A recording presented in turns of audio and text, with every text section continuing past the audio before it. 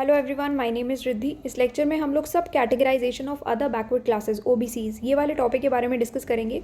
Recently ये topic news में रहा है, इसलिए मेंस पॉइंट ऑफ व्यू से इंपॉर्टेंट हो जाता है 2020 एज वेल एज 2021 के लिए भी। ये topic GS paper 1 and GS paper 2 इन दोनों ही पेपर्स का पार्ट है। ऑल्सो ये topic GS mains, pre plus mains and pre plus mains plus SA इन तीनों कोर्सेज का पार्ट है। साथ में एक और स्पेशल कोर्स लॉन्च हुआ है GS2 by Riddhi Sharma, that is by me. तो जितने भी करंट प्लस स्टैटिक टॉपिक्स हैं GS2 से रिलेटेड, तो GS2 पूरी तरीके से यहाँ पर कवर होगा and this is a special course. इसका भी ये पर्टिकुलर लेक्चर इस टॉपिक का भी, इस कोर्स का भी पार्ट है। तो रिसेंटली ये टॉपिक न्यूज़ में क्यों रहा है? बिकॉज़ यूनियन कैबिनेट ने अभी रिसेंटली ही 6 महीने का एक्सटेंशन कर दिया है एक कमीशन का। तो ये एक पर्टिकुलर कमीशन है जो कि बेसिकली अदर बैकवर्ड क्लासेस जो भी हैं, ओबीसीज जो हैं, उनके सब कैटेगराइजेशन के को एग्जामिन करने के लिए कमीशन अपॉइंट की गई थी। ठीक है, तो अब यूनियन कैबिनेट ने 6 महीने के लिए और इस कमीशन का एक्सटेंशन कर दिया है। तो बेसिकली ये इशू क्या होता है कि जितने भी अदर बैकवर्ड क्लासेस हैं उनको रिजर्वेशन, कोटा वगैरह सब कुछ मिला हुआ है। बट क्या होता है कि ये जो रिजर्वेशन है, वो जो क्रीमी लेयर है ओबीसीज़ की, जो डोमिनेंट ओबीसीज़ हैं, तो वो लोग तो ये पूरा कोटा रिजर्वेशन वगैरह एंजॉय करते हैं। और ये लोग जो जेन्युइनली नीडी ओबीसीज़ हैं, ठीक है, जो जेन्युइनली बैकवर्ड हैं एजुकेशनली एंड सोशली, उनको ये लोग कॉर्नर कर देते हैं, उनको वो सब नहीं मिल पाता है। इसीलिए जो जेन्युइनली इन नीड है इन सब प्रिविलेजेस की, उनके लिए ये सब कैटेगराइजेशन हो जाना अदर बैकवर्ड क्लासेस का, ये बहुत ज़रूरी है। तो इसी के हिसाब से, इसी को ध्यान में रखते हुए इस कमीशन का गठन किया गया था।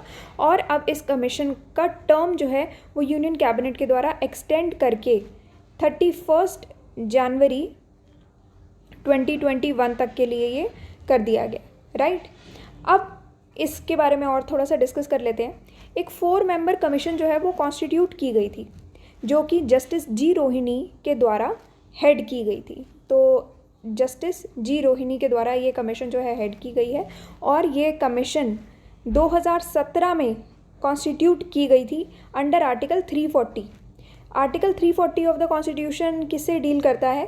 बेसिकली ये से डील करता है कि एक कमीशन का अपॉइंटमेंट किया जा सकता है अगर बैकवर्ड क्लासेस की कोई भी कंडीशंस जो है उनको इन्वेस्टिगेट करने के लिए, तो उससे आर्टिकल 340 डील करता है। तो इसीलिए आर्टिकल 340 के अंडर इनके द्वारा ये कमीशन हेड की जाएगी। और प्रेसिडेंट के अप्रूवल से 2 अक्टूबर 2017 को ये अप्रूवल इनको मिल गया था। ठीक है, तो बेसिकली क्या है कि अभी 5000 ऑड केसेस जो हैं सेंट्रल ओबीसी लिस्ट में, उनका सब कैटेगराइजेशन का टास्क जो है वो कंप्लीट करने के लिए ये कॉन्स्टिट्यूट पूरी कमीशन जो है ये की गई थी।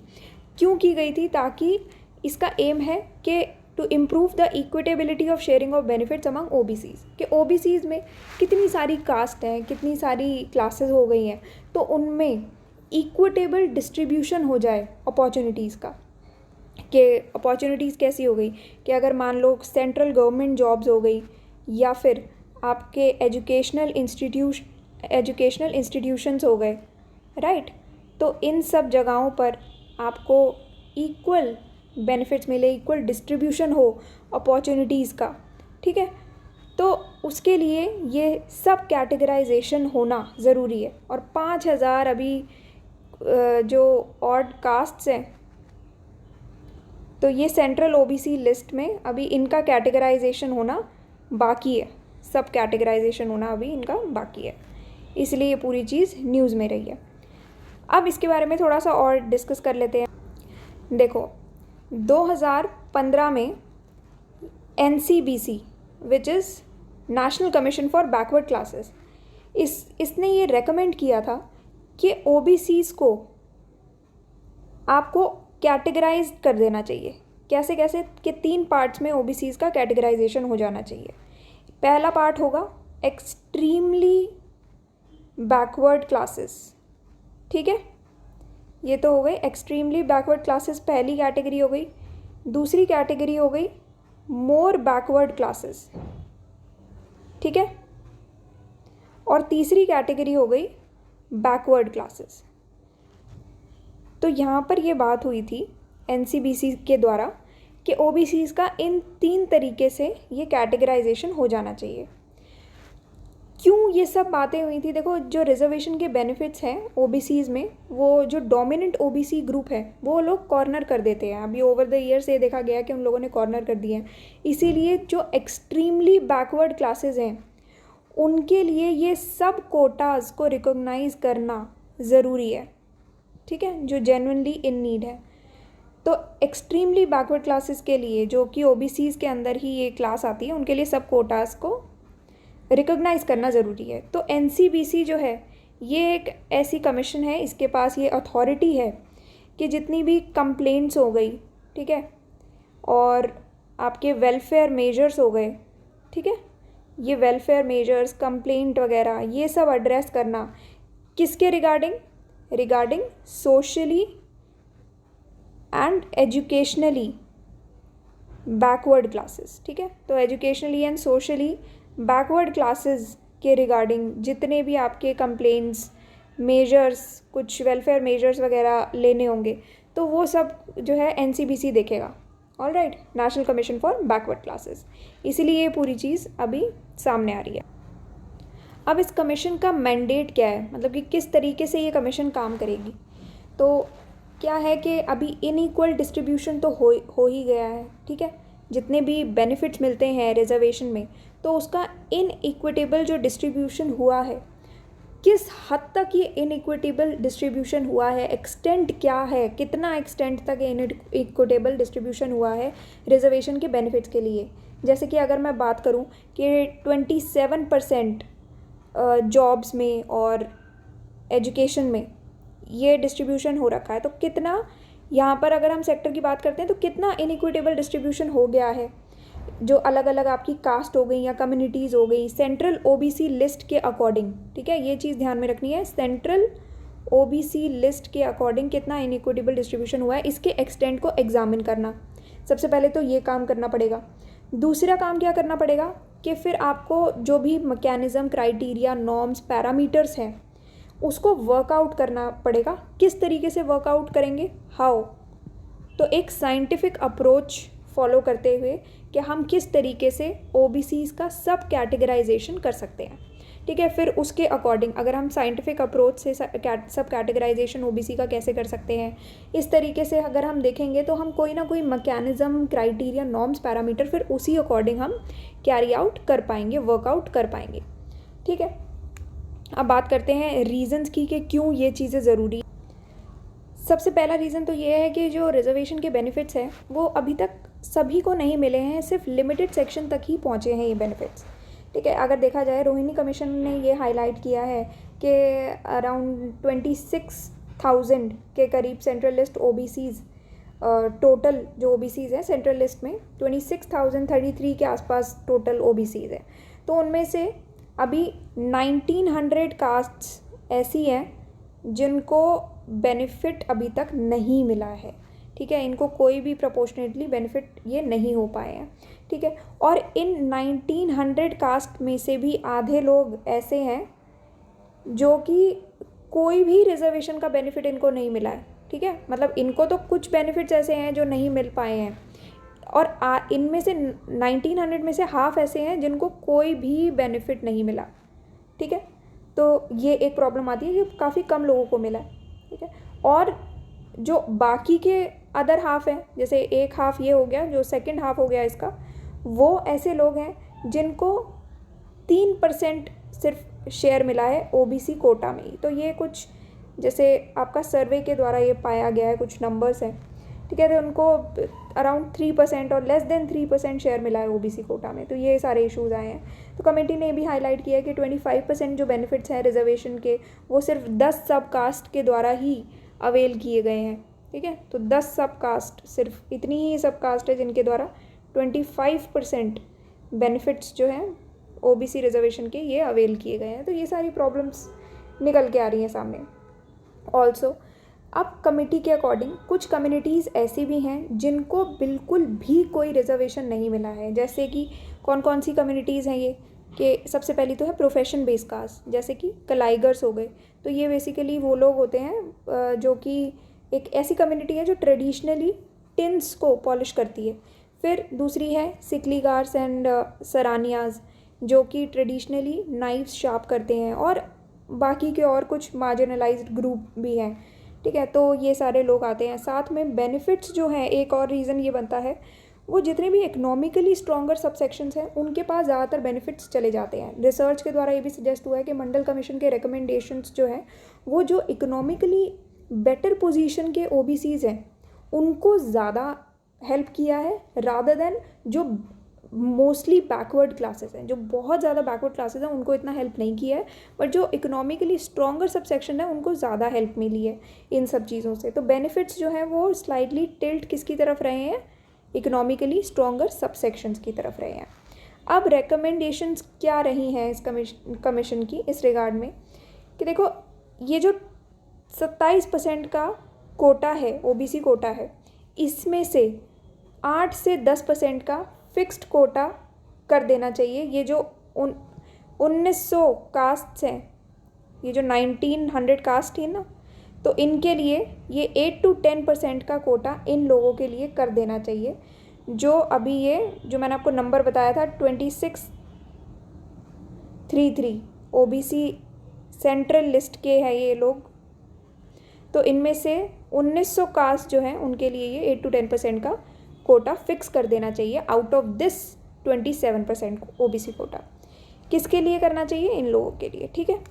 तो एक तो ये बात निकल के सामने आई है। नेक्स्ट चीज़ ये है कि जो 1900 कास्ट्स हैं ये around 2 to 3% of the total seats ये कॉन्स्टिट्यूट करती हैं।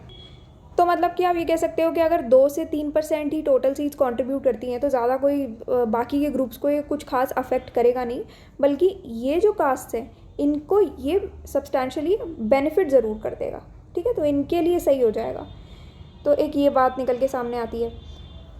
बाकी के जो भी हैं, जैसे जो भी आपको बेनिफिट्स मिल रहे हैं, जो सब कैटेगराइजेशन होगी अब, तो वो ओबीसीज़ को जो रिलेटिव बेनिफिट्स हैं उन पे बेस्ड होनी चाहिए, सोशल बैकवर्डनेस पे बेस्ड नहीं होनी चाहिए, ताकि क्या होता है कि जितने भी डिप्राइव सेक्शंस हैं उनको अपना फेयर शेयर मिले उस कोटा में। इसीलिए अब जो सब कैटेगराइजेशन होगी वो रिलेटिव बेनिफिट्स जो मिलने चाहिए अमंग द ओबीसीज उस पे बेस्ड होनी चाहिए, ना कि सोशल बैकवर्डनेस पे, वरना कुछ समझ में नहीं आएगा उसमें। सोशल बैकवर्डनेस पे तो कुछ भी आपका कोई भी कह सकता है कि हाँ हम सोशली बैकवर्ड हैं, ठीक है। तो अब चैलेंजेस जो आते हैं इसमें, सबसे पहला चैलेंज आता है political sensitivity of the issue. तो देखो अगर इस तरीके की कोई चीज़ होती है तो ये पॉलिटिकल सेंसिटिव चीज़ है। क्यों है, देखो अगर आप कोई भी ऐसा मूव लाते हो जो कि ओबीसीज़ में ही आपका सब कैटेगराइजेशन कर देगा, तो ये क्या होगा कि उन्हीं में ही ये ओबीसीज़ में आपस में ही ये एजिटेशन क्रिएट कर देगा। कुछ सेक्शन ऑफ ओबीसीज़ ऐसे भी हो सकते हैं जिनको ये चीज़ें पसंद ना आएँ, क्योंकि ऐसे मूव से बेनिफिट्स जितने भी अभी ओबीसीज़ को मिल रहे हैं वो रीडिस्ट्रीब्यूट किए जाएंगे।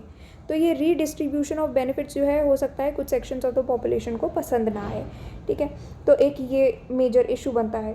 साथ में क्या है कि use of older and unreliable estimates. अब ये जो रिकमेंडेशंस दी हैं कमीशन ने अपनी रिकमेंडेशंस जो कोटा के अंदर कोटा ये देने की जो रिकमेंडेशन हुई है वो जो पॉपुलेशन फिगर 1931 सेंसस की थी उसके ऊपर बेस्ड की है, ना कि जो रीसेंट आपका सोशियो इकोनॉमिक कास्ट सेंसस आया है ना जो 2011 का, इसके ऊपर बेस नहीं की है।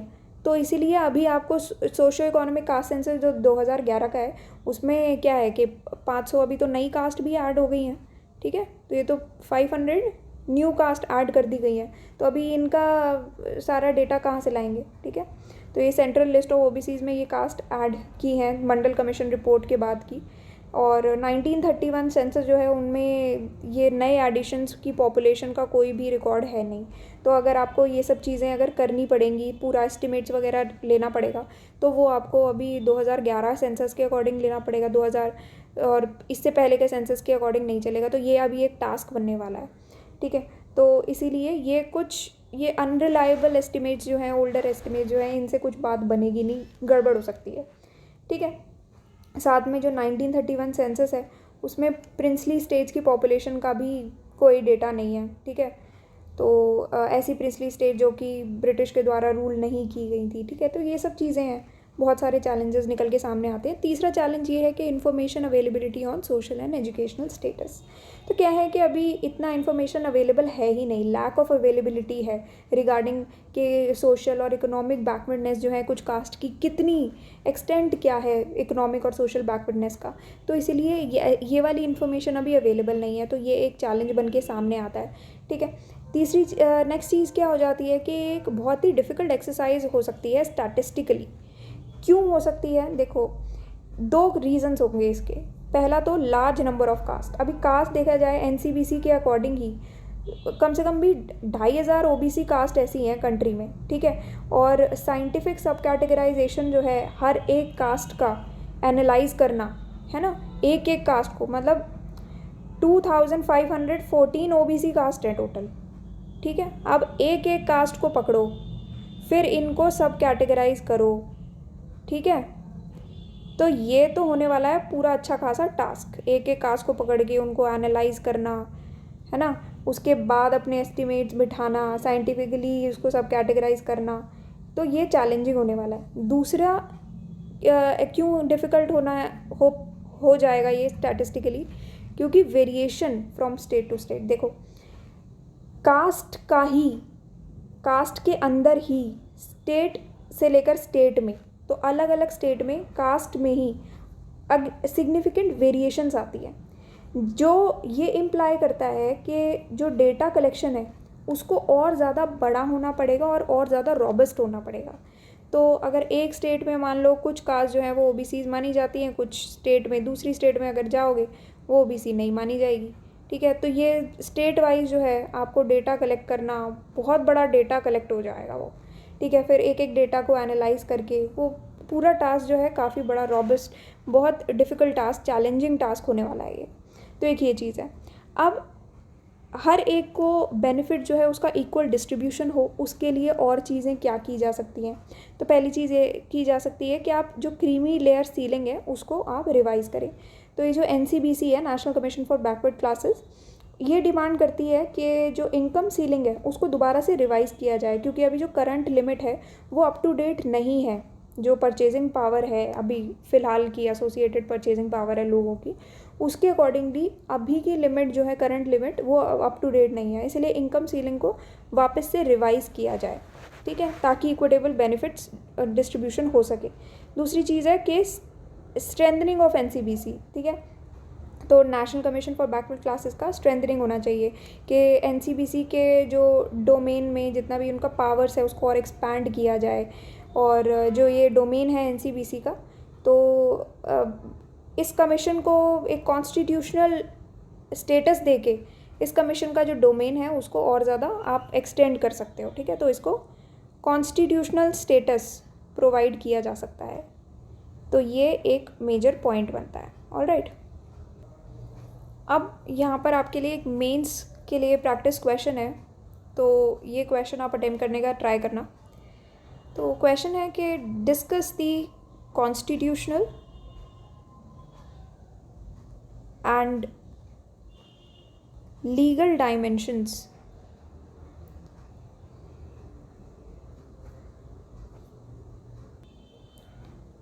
Related to the issue of OBC sub categorization, ठीक है। तो कॉन्स्टिट्यूशनल और लीगल डायमेंशंस क्या हो सकते हैं कि ओबीसी के सब कैटेगराइजेशन के इशू से रिलेटेड, ये आपको डिस्कस करना है। 150 वर्ड्स का क्वेश्चन है एंड 10 मार्कर क्वेश्चन है ये। ओबीसी उप वर्गीकरण के साथ जुड़े हुए संवैधानिक व कानूनी पहलुओं पर चर्चा करें, ठीक है। तो ये एक मेंस प्रैक्टिस क्वेश्चन है, ये आप अटेम्प्ट करने का ट्राई करना। ऑलराइट, तो आज के लिए बस इतना ही, एंड बाकी हम नेक्स्ट लेक्चर में मिलते हैं।